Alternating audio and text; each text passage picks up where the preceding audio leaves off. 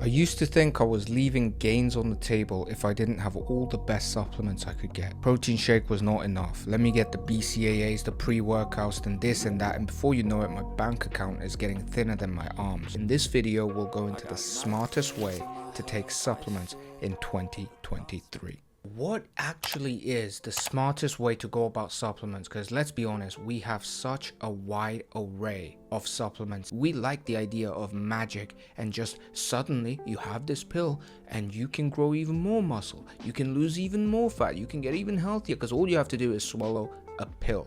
That's why Xanax sells way better and is $1 billion business as opposed to meditation, and why liposuction can charge so much more and fat loss, actual fat loss programs cannot, because we like to get results with no effort. But let's be honest, you and I right now know, at least intellectually, despite what your psychology might react to, we know that you need to actually train to get a good body. You need to actually eat well to get healthier or lose fat or gain muscle, right? So we agree on that. So the first thing, let's get the elephant out of the room. The first thing, the smartest way to take supplements is to do exactly that, to supplement on top of an already great training system, of an already great diet system, and of an already great mindset. And it's never going to solve deep lying problems in your diet or your training routine. The best protein shake in the world is not going to give you any muscle if your training is not geared towards actually packing on muscle. All the supplements in the world won't make you lose fat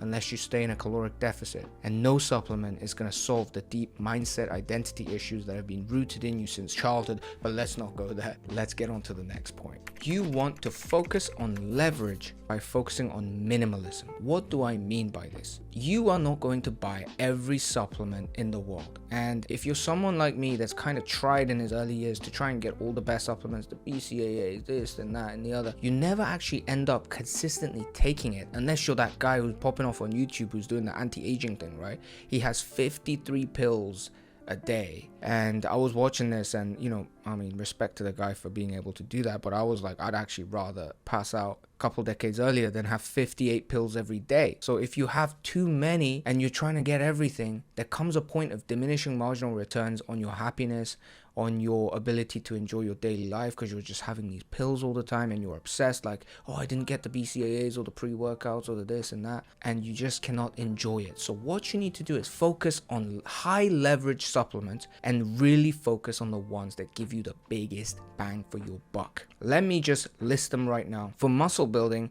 it's going to be protein shakes. Right? Protein shakes allow you to get some protein without adding all these excess calories that will turn into fat. Creatine is the only other supplement that's technically had enough longevity of evidence to suggest that it's going to help you, with muscle growth and, strength gains, because it allows your muscles to hold on to more water. I personally don't take creatine for the reasons I just mentioned. It just gets too much, and it also gave me headaches a couple times. And there's some research linking it to hair loss. So, all these things balanced out, I was like, look, I'm not going on creatine. But protein shakes and creatine are the only two really that I think are worth the leverage, the return on investment when it comes to muscle building. We'll get onto the other ones in the diet side later on. The second point is to focus on getting all the nutrients you need from real foods. Do not break the bank by getting all of these supplements and pills, because you can get most of what you need from good food. You'd be much smarter using all that money that you use on these pills that are often quite expensive on buying higher quality meats, vegetables, higher quality groceries in general, and even home training equipment, than just getting all these pills. Again, a bad lifestyle, a bad training regime, and a bad diet is never going to be fixed by some random vitamin tablets. Remember,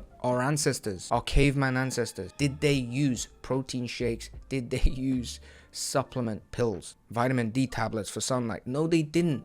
They just got that sunlight, didn't they? They just went out and got that sunlight. They got that sleep. They got that steak. They got everything they needed. They were way healthier. Their hormonal balance was way better. And they were probably happier because they weren't flooded with all these toxins all the time and microplastics and processed junk in our system. Next, this is a very key point. You want to focus on supplements that improve your general health rather than improve your muscle or your fat loss or whatever. I said protein shakes is really the only one that I take to help me grow muscle, but I don't even take protein shakes. Like, I haven't taken protein shakes in months. you are actually much better off focusing on supplements that help you in health, and especially for the guys watching, that help you with testosterone and sleep. Now, I don't mean steroids. I don't even know what you call it, like TRT replacement therapy. I don't mean like injecting steroids or none of that.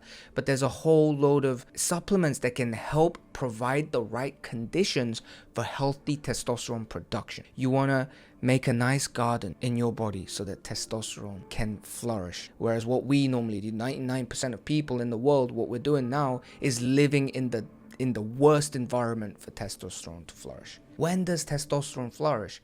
When you have good sleep, okay? When you have good general health, you're active, you're healthy, you're eating good food, good balance of healthy fats, saturated fats, cholesterol, protein, high diet, you exercise, you're getting some carbs, you get really good sleep, you get really good sunlight. That's a great setup for testosterone. And you do that first of all by improving your health overall and improving your sleep, and get supplements that help with that. That's the smartest way to take some. And all of that is going to feed into your workout, because it's just going to put you in a better mood. It's going to make you more consistent in the gym. It's actually going to give you better gains, because if testosterone is higher, you build muscle better. Your sex drive, your libido is going to be better. You're going to be driven. People, women around you, they're going to feel it. They're going to sit next to you and just feel like, this guy's legit, he's grounded, he's got that masculine energy. This is what you want.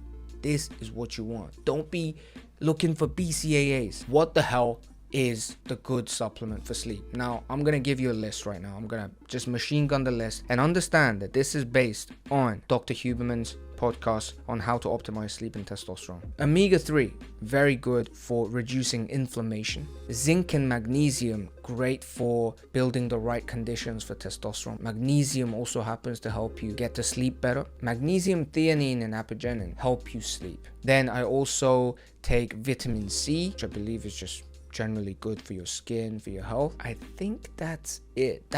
Oh, I take probiotics, which is good for your gut health. And that's it. They're all for your health. They're not muscle building things. They're just good because they help you sleep and they help you just become generally healthier. Now, it is true that in modern society, the diets that we have, they can be deficient in certain nutrients, right? You might be someone that lacks iron in your system, or you might be someone that, really struggles with your immune system and needs more zinc, and it would really help you out. Maybe you trouble to sleep, so you need a bit more magnesium. Whatever it is, each person might have their own particular needs. So obviously, with all these supplements, consult a medical professional, or even get blood work done to see what exactly would be best for you. The point that I'm making is those are the supplements I take, and the logic behind it is to optimize for general health rather than optimizing for muscle. That is the point. Next, use the two-step formula that I invented / did not invent at all, right? So here's the two-step formula. My biggest thing when it comes to taking supplements is I forget because I can't be bothered. And also, even if I remember, I'm just like, I'm not going to open all those lids and then just pour the water and drink. I just don't feel like swallowing something with water in that particular moment. So I just leave it off and then I forget it. And then the forgetting compounds, and then you take it once every week and you lose all the effects, and it's just a mess, right? My mother's a pharmacist. I grew up like always forgetting to take pills if I needed to or whatever. But I found the crack code. What you do is you take out the pills in the first step. You prepare everything. You don't have to take them out like of the can, because then the oxidization may screw them up. But you like compile everything, like you break off all the pills, you compile everything in the first step and you just leave it. Then next time you roll around and you see it, you have it. Okay, try the two-step formula. It sounds stupid, but it actually works. Next, quick point is to attach the supplement taking to a certain thing that you already do every day, right? So if you like to listen to a podcast at 7 p.m., if you like to, have an ice cream or go for a walk or whatever it is, this is a little trick where you attach an activity that you already have as a habit, like having coffee in the morning or brushing your teeth, and then you start attaching that with the supplement taking so as to not forget. The next point is bring tracking into the area that you want to improve. Now that I've brought tracking to the field of my own testosterone level, the supplements are going to have more meaning. I'm like more excited to take those supplements because now I have a number as a metric, as a base, and I can be like, all right, I want to improve on that number. So let me check again after 30 days, after 60 days. How much more like clear is that? And how much more motivating do you think that is than just saying, oh, I'm going to have these pills in the vague hope that it will improve my testosterone, which I have no way to verify. So bring tracking into it. If you're taking magnesium, theanine, and apigenin, bring tracking into your sleep, with all kinds of sleep tracking tools, so that you can actually know that your supplements are working, which will get you more motivated and less forgetful. The final point is, obviously, do not get just random supplements from anywhere. Try to get good quality things from people you trust. Even if you trust me, I would say do not take medical supplement advice from me or just from random YouTube video. Try to take what I've said as frameworks. Do some research of your own. See what works, see what doesn't. Find a good trusted source, and then construct, as always, an effective supplement strategy that works for you within your budget while keeping it minimalist, so you get the highest ROI without burning out by having too many supplements. And the most important thing is to optimize for health rather than optimize for muscle. That is the smartest way to take supplements in 2023, when we have too many and all kinds of BS supplements floating around. Leave any questions if you have in the comments. I'll see you in the next video.